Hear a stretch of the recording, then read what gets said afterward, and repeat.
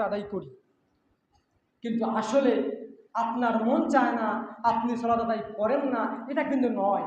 ইলাহগতভাবে, রবগতভাবে, তাওহীদগতভাবে আল্লাহকে আপনি বিশ্বাস করেন না, এই বলে আপনি সালাত আদায় করেন না।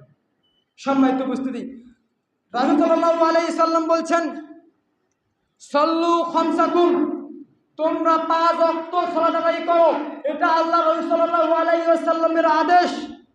আসুমু শাহরাকুম, এবং তোমরা সিয়াম পালন করো। ওয়া আদ্দু যাকাত আমওয়ালিকুম, এবং তোমাদের মালের যাকাত দাও। সম্মানিত উপস্থিতি, আল্লাহ রাসূল সাল্লাল্লাহু আলাইহি ওয়াসাল্লামের আদেশ যে তোমরা সালাত আদায় করো। তারপর আল্লাহ রাসূল সাল্লাল্লাহু আলাইহি ওয়াসাল্লাম বলছেন, আসুমু শাহরাকুম, এবং তোমরা রমাদান মাসের সিয়াম পালন করো। বলছিলাম যে আল্লাহর